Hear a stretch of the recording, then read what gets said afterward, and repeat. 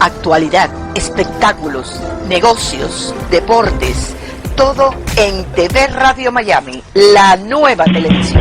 Agustín Rangugli, un periodista sin libreto. Muy bien, muchísimas gracias. Seguimos. Estamos haciendo Portal Miami, programa que emitimos por TV Radio Miami, en asociación estratégica con Radio Miami Internacional y todas las emisoras que generosamente toman nuestra transmisión. A todas ellas, muchísimas gracias. Tenemos visitas aquí en Miami y regularmente tenemos la oportunidad de acercarnos y conocer a ciertos personajes que van llegando a Miami, ya sea por turismo, ya sea por cuestiones profesionales, ¿verdad? Realmente Miami es es una esponja, interesa a todos los que de alguna manera miran el mundo y encuentran que Miami es un lugar privilegiado dentro de los Estados Unidos. Sin ninguna duda es así. Tenemos la oportunidad de estar conversando hoy, esta tarde, vamos a iniciar una conversación con él, con uno de los interesantes personajes que precisamente vienen recorriendo el mundo. En su momento fue asesor del Tribunal Supremo de Justicia de Venezuela en el exilio del 2017, es abogado con una maestría, LSU, miembro de la Junta Directiva del Colegio de Abogados de Panamá. Es Carlos Raúl Moreno, a quien tengo el gusto de saludarlo. Carlos, bienvenido, un gusto. Un gusto, el gusto es mío, Agustín. Muchas gracias por la invitación a tu programa. Nos place que personalidades de distinto rango, pero personalidades al fin nos estén visitando acá en Miami. ¿Tú vienes seguido a Miami? Sí, yo paso acá unos 2 o 3 meses al año. Me gusta mucho estar acá. Es una mezcla, Miami es muy bonito, es una mezcla de lo latino con lo anglosajón. Ajá. Una cultura muy dinámica y propia que nos es atractivo a nosotros los latinos. Ajá. Miami es un centro atractivo, ¿verdad? Tú que seguramente conoces muchas partes del mundo, Panamá también tiene un centro capital muy, muy bonito. Pero ¿cómo encuentras Miami? Mira, Miami es una ciudad fascinante porque es la puerta de entrada de Latinoamérica. Aquí hay esta es un pequeño Nueva York en relación sobre todo a la mezcla cultural de lo latino, lo hispano, con lo anglosajón. Es la ciudad más importante de los Estados Unidos donde se produce esa fusión. Si tú ves en otras áreas de los Estados Unidos, California o Arizona, hay muchos hispanos, o Texas, pero mayoritariamente mexicanos. Miami es un polo de atracción de toda Latinoamérica. Aquí hay venezolanos, nicaragüenses, colombianos, panameños. Lo que tú quieras de Latinoamérica y se produce esa fusión cultural y social de Hispanoamérica con el mundo anglosajón. Más allá de tu actividad profesional como abogado, ¿te interesó la política? ¿Desde cuándo? Bueno, yo vengo de una familia, mi padre fue gobernador de la provincia de Panamá, Ajá. político, y eso uno lo lleva en la sangre. Yo comienzo a participar en política dentro de lo que es el Partido Liberal en Panamá. Ahí fue donde hice mis pininos. Estuve por Alemania recibiendo algunos entrenamientos en la Fundación Friedrich Naumann, liberal. Posteriormente el Partido Liberal se extingue y yo entro a formar parte de la democracia cristiana y trabajé muy de cerca dentro del grupo asesor del doctor Ricardo Arias Calderón, un gran líder demócrata cristiano, vicepresidente post-invasión, cuando derrocan a Noriega. Fue prácticamente el director de todo el movimiento civil, un hombre brillante, de una personalidad muy atrayente. Tuve el honor de trabajar cercano a él, miembro del comité político, y así empiezo yo en la política. Después termino yo siendo parte del equipo de campaña de medios en la candidatura de Martín Torrijos, el hijo del general Torrijos. Ajá. donde tuve mi fogueo pues, en radio, televisión, etc. Antes había trabajado en algunos programas de radio también. Así que esa experiencia fue muy interesante en lo que fue la parte mediática de la campaña. Y posteriormente, pues, realmente después de ese periodo donde me nombran como viceministro de Asuntos Marítimos de Panamá, tengo mi primera experiencia, vengo de la empresa privada, había fundado una firma Pato Moreno y Abad, una firma que creció mucho en el mundo de lo marítimo y corporativo. Teníamos oficina en Londres, en Uruguay, las Vírgenes, pero nunca había estado en la parte oficial, en gobierno, que es otra experiencia totalmente diferente cuando uno entra en las entrañas del monstruo desde la empresa privada. Entonces uno ve que la crítica que uno hace de afuera es muy distinto cuando uno está adentro. La realidad. Claro, sí, claro. Son dos mundos totalmente diferentes. Absolutamente, absolutamente. ¿Estuviste involucrado con ese fenómeno que generó Panamá con el canal? La parte de la administración canalera es totalmente aparte de lo que es la administración marítima. La autoridad del canal es únicamente para la operación del canal. Todo lo que tiene que hacer en el mundo marítimo, diferente a la operación del canal, lo maneja la autoridad marítima. Por ejemplo, como tú sabrás, Panamá es uno de los países, el país más grande de registros abiertos, que se llama. Número 1 en el mundo, y todo lo que se relaciona a asuntos marítimos que no eran la operación del canal, lo maneja la autoridad marítima, todos los puertos, etc. Ahí fui donde estuve 4 años como viceministro durante el periodo de la presidencia de Martín Torrijos. Muy interesante, muy interesante. Y ahora estás en Miami y me imagino que estás de alguna manera involucrado como observador de este proceso electoral que estamos viviendo. Por supuesto, un proceso fascinante. Te digo que estas elecciones son, Agustín, un proceso fascinante como nunca había visto. Me gusta seguir la política internacional. He participado con el Instituto de Estudios Estratégicos de Georgetown en algunos seminarios que se hicieron a través de Europa. Me invitaron a 3 o 4 seminarios grandes de análisis político y siempre me ha fascinado. Y lo que te digo que esta elección es una cosa extraordinariamente inusual dentro de la política norteamericana. Claro. La expectativa, ¿por dónde te orienta? ¿Cuál sería el resultado que imaginás que puede darse de acuerdo a las circunstancias políticas y al dime y direte de todos los días? Porque aquí todos los días tenemos información y esa información es lo que va alimentando nuestra presunción de quién puede ser el que se lleve la canasta a fin de año. Esto me recuerda un poco, Agustín, las famosas series de Netflix o de Amazon. Para analizar lo que está pasando actualmente, hay que hacer un retroceso de ver qué es lo que sucedió en la elección del 2016, porque esto es un arrastre total. Aquí es una miniserie de muchos capítulos que viene desde el 2016, donde tenemos un irruptor de la política tradicional de los Estados Unidos, que es Donald Trump. Incluso Ronald Reagan, que se le compara mucho con él, la comparación no es tan acertada, porque Ronald Reagan, recuerda que sí era un político, venía de California donde había sido político, fue actor pero también fue político, o sea, tenía el manejo político a pesar de que era un conservador con un manejo político. El gran irruptor del escenario político se da en el 16, que es el Donald Trump, que viene de la empresa privada, con un enfoque que yo no había visto en ninguna elección pasada, porque todos antes de esta elección habían sido políticos. Claro.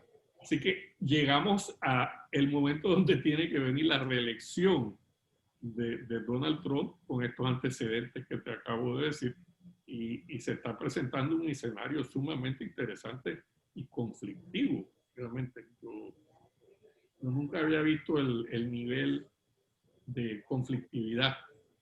Quizá la palabra conflictividad todavía incluso te queda corta, ¿no? Porque lo que se está viendo son situaciones de agresión, bueno, tanto en el vocabulario, en las acusaciones, como en el enfrentamiento, incluso del pueblo. Sí.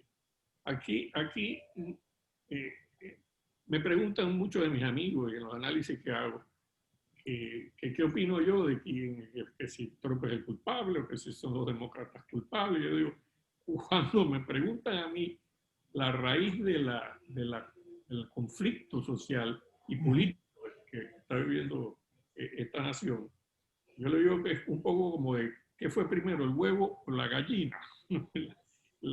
¿Qué fue primero, el huevo o la gallina? Vemos que el que irrumpe y triunfa sorpresivamente, que yo no esperaba que triunfara, yo daba por segura ganadora a Hillary Clinton en aquella época, es Donald Trump. Entonces de ahí empieza el conflicto porque vemos que realmente no se acepta, no cae bien dentro del establishment político tradicional, ojo, tanto demócrata como republicano. Recordemos que Hillary Clinton ganó las elecciones, pero después, por las características que después definieron y quién se quedaba con el cetro, bueno, le tocó a Trump.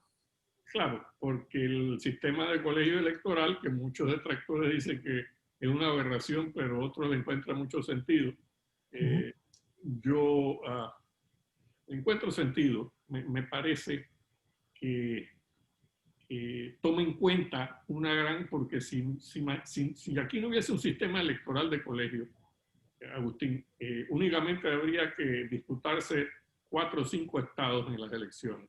Eso California, Illinois, Nueva York, Texas y tal vez Pensilvania. Con 5 o 6 estados que tú te concentrarías ya ganas la elección. Y dejas por fuera a lo que se llama Middle América, que es la gran mayoría. Entonces, tiene cierta lógica el sistema este de colegios electorales, aunque se dan contradicciones, como el caso de Hillary, que gana por 3 millones de votos más o menos sobre Trump, pero Trump gana en el colegio electoral. Sí. Son situaciones que evidentemente dejan mucha tensión, mucho enfrentamiento, como se está dando en estos días, pero bueno, habrá que ajustarse a la reglamentación, para eso está, ¿no? Correcto, correcto. Yo veo aquí varios escenarios posibles. Uno, que hay una elección muy estrecha y que sea a favor de Trump, o sea, a favor de Biden. Sobre las encuestas, mira que he escuchado que la mayoría de las encuestas dan un número significativo a favor de Biden. Sin embargo, he escuchado 3 o 4 encuestadoras que anteriormente vieron ganar a Trump ratificar que va a ganar en esta ocasión. Y las encuestas son, como bien dicen, fotografías de un instante, que puede variar la encuesta de hoy a mañana a la hora de la votación. Es cierto, es cierto. Las encuestas, digo, teníamos nuestra expresidenta de Panamá, Mireya Moscoso, decía con mucho atino que las encuestas, las que ella creía eran las encuestas de carne y hueso, que van a las urnas a votar. Por eso las encuestas, yo no me fío del todo de las encuestas. Lo que yo veo es que aquí se está dando es una elección de los que rechazan a Trump y de los que apoyan a Trump y aman a Trump. Más que Biden. Recordemos un poquito cómo llega Biden a la candidatura. Biden es una figura que no estaba a la cabeza del grupo demócrata que competía por la candidatura. Todo daba a indicar, recuerda, que Bernie Sanders era el hombre, el que iba a ganar. Tenía una base muy entusiasmada, muchos jóvenes, muchas minorías, activistas, pero de repente, ¿qué sucede? Y es lo que hay que preguntarse. ¿Cómo termina Biden siendo el candidato? Porque el propio la propia cúpula de dirigencia del Partido Demócrata estaba convencida, y creo que correctamente, de que las oportunidades de triunfo del Partido Demócrata con un Sanders a la cabeza eran prácticamente nulas, porque las posiciones de Sanders son un poquito más a la izquierda de lo que el norteamericano promedio puede digerir. Diríamos un poquito mucho. Un poquito mucho. Lo he puesto diplomáticamente, pero tú me has dicho las cosas como son. Entonces, la cúpula demócrata tiene que correr a utilizar todos sus recursos políticos, y ellos sí son gallos viejos y con escuelas largas. Y el que tienen a mano, que es más factible que apele tanto a alguna base de republicanos no satisfechos con el estilo abrasivo de Trump, y algunos independientes, de lo que quedaba era Biden. Así que todos se voltean a favor de Biden, a pesar de que yo creo, mira, en mi opinión, un Michael Bloomberg que erró totalmente su estrategia política, gastó un dineral, pero erró por no haber entrado, y esto ya se repite por segunda vez. Esto le pasó a Giuliani anteriormente en otra elección, y ahora le pasa a Bloomberg. Esperan y tratan de lanzarse ya a los estados cuando hay la elección de muchos estados, el Super Tuesday que llaman, y ahí ya la dinámica había arrancado. Eso le pasa a Bloomberg, la dinámica electoral había arrancado dentro del Partido Demócrata, y no logra con todos los millones que la candidatura de Bloomberg hubiese sido tal vez más atractiva para los independientes y republicanos que la misma candidatura de Biden. Primero, un hombre exitoso en los negocios, viene de la misma empresa privada.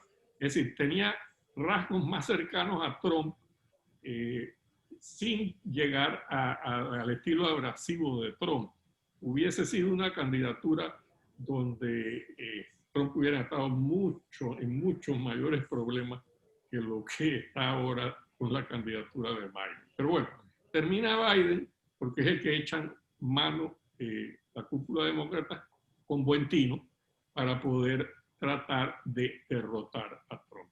Eso es más o menos el escenario anterior a la candidatura de Biden. ¿La designación de la señora Harris puede ser un contrapeso para Biden o es un activo positivo? A mi juicio, Agustín, estamos de nuevo en la necesidad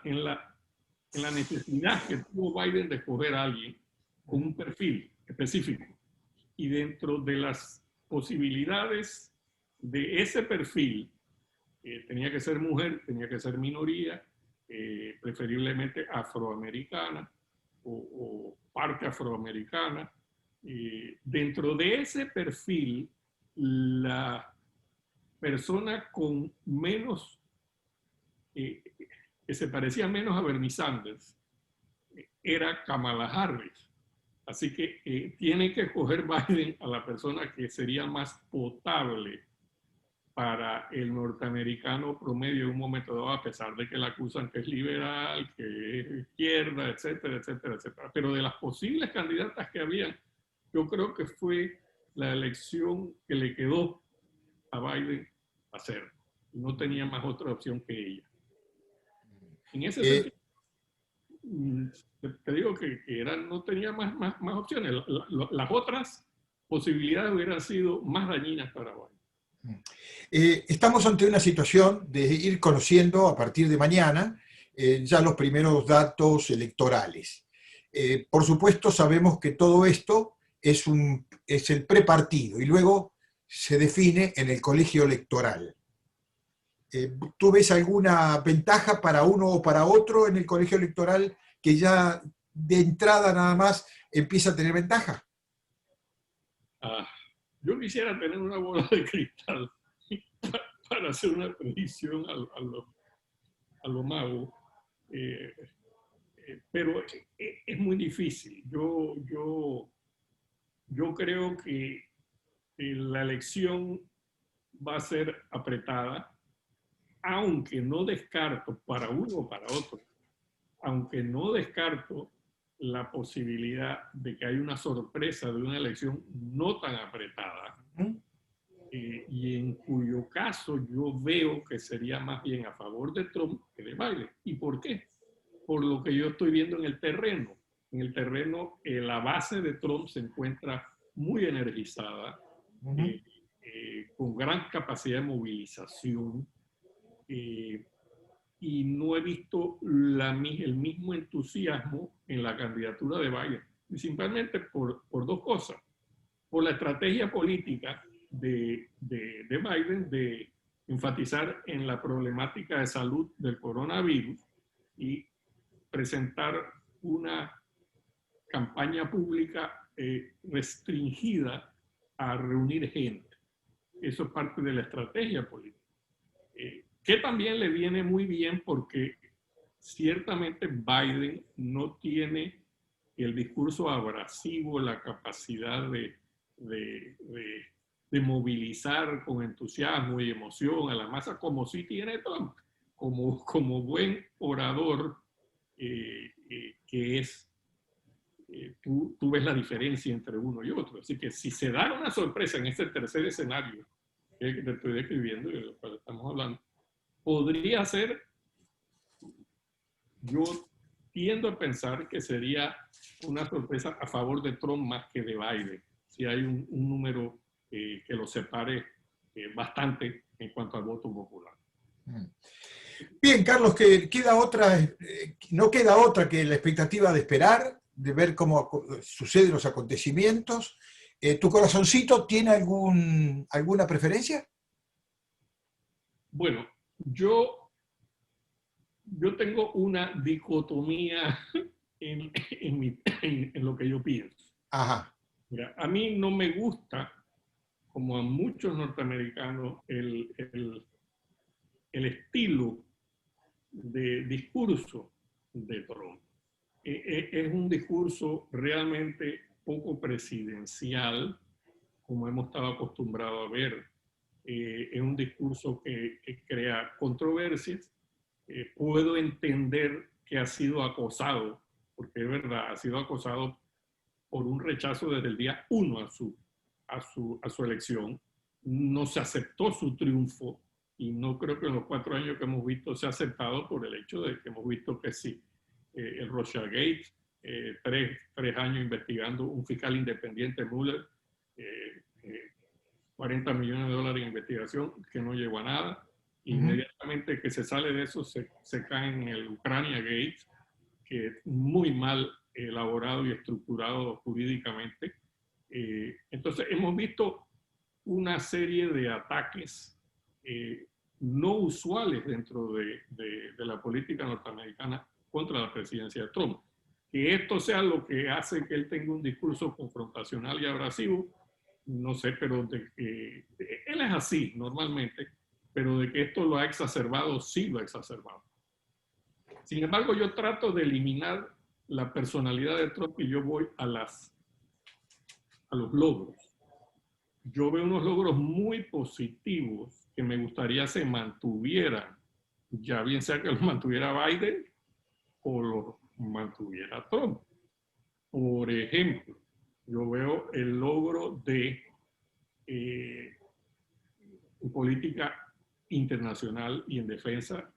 Teníamos muchas administraciones donde nuestros aliados europeos nos tenían realmente adormecidos sobre los gastos de defensa, poniendo el peso de lo que tiene que invertir la OTAN o la NATO en defensa. Los compromisos era el 2% del Producto Interno Bruto, el compromiso por tratado. Casi nadie lo cumplía. Hasta los más pobres, creo que Grecia lo cumplía. Y ninguno, los más ricos, los alemanes, ni cerca. Entonces Trump se cansó de esto. No es que Obama o Clinton no hayan pedido esto a los europeos, sí, pero los europeos le decían que sí, que sí, que sí, pero como no actuaban y lo mantenían a nivel de relación diplomática fría y debajo de la mesa, se salían con la suya. Trump agarró el tema, lo sacó arriba de la mesa y ahora resulta porque ya los países de la OTAN están invirtiendo 400 billones más en su propia defensa, acercándose a su compromiso de tratado del 2% del Producto Interno Bruto. A mí me parece que eso es un gran logro. Estamos viendo en Palestina, el mundo árabe, con los acuerdos de reconocimiento del Estado de Israel. ¿Por qué? Porque ha habido una presión ya real sobre las finanzas del movimiento palestino para obligarlo a sentarse realmente a configurar un Estado. Ellos tienen derecho a tener un Estado. Lo que sucede es que mucha, como buena clase política, tanto en Palestina como en mi país, como en todos lados, llega un momento que la política se convierte en negocio. Yo creo que mucha de la dirigencia palestina, con toda la ayuda que ha recibido... Habría que determinar cuándo es el momento para que la política se convierta en negocio. Porque algunos lo ven muy cerquita, ni bien arrancamos, y otros se demoran un poco más. Sí, sí, yo lo veo que mucha de la ayuda europea de Estados Unidos cortó la ayuda de los palestinos y ha apretado mucho, y hemos visto que una diplomacia muy subrepticia y muy tranquila y sin poca publicidad ha logrado unos efectos en el Medio Oriente que no se esperaban. Eso es algo. Bien. Carlos, nada más que por sí o por no, ¿tú ves los próximos 4 años ganando Trump una suma de conflictos internacionales que están ahí, pero que todavía no han tomado fuerza? ¿Podrían desarrollarse esos conflictos? Los indicativos dieran la impresión de que pudiera pasar así, y los indicativos con Biden dan la impresión que no pudiera pasar así, pero podríamos recibir sorpresa. Veremos qué sorpresa, porque si la sorpresa es Rusia, si la sorpresa es China, si la sorpresa es cualquier otra, la verdad, no la vamos a pasar muy bien. La sorpresa puede ser incluso tanto en política internacional como interna. Sí, sí, sí. De que si un Trump ya liberado de una presión de reelección y reconocido su triunfo, si no hay mayores problemas, tenga la tendencia en este último periodo de sí ya llamar a buscar una reconciliación y trabajar un poco el bipartidismo tan cacareado que se ha dicho, que se trabajaba en el pasado. Siempre ha habido, yo tenía mis dudas, pero puede haber una aproximación de Trump ya sin la presión de una reelección y de un hostigamiento. Eso está por verse también, porque ya Trump está hablando de ceder el poder presidencial en su dinastía. Ya está hablando de su hija, ya está hablando de otros personajes de la familia que pueden ser sus sucesores. Así que tendremos quizá Trump para mucho tiempo. Sí, bueno, puede ser que estemos en el inicio de una nueva dinastía como la de los Bush, por ejemplo. Sí, sí. Donde vimos Bush, incluso hasta Jeb Bush. Ya el tercero que venía no tuvo éxito porque salió Trump y le cortó el camino. Pero puede haber una especie de nueva familia presidencial dinástica, como en el caso de los Bush. Ahora, aquí en Estados Unidos no es tan fácil porque siempre hay la política interna de los partidos y hay pesos, vamos a ponerle de esta manera. Y contrapesos. Contrapesos. Bien. No lo hacen tan fácil. Carlos, se nos fue el tiempo, se nos sobrepasó, pero fue muy interesante escucharte. Te agradezco muchísimo estos minutos. Feliz estadía en Miami y bueno, seguramente la renovaremos esta charla en los próximos días. Veremos cómo termina esta película. Con gusto, cuando quiera, Agustín, y muchas gracias por darme la oportunidad de participar en tu tan escuchado programa. Muy amable. Estamos a tu orden.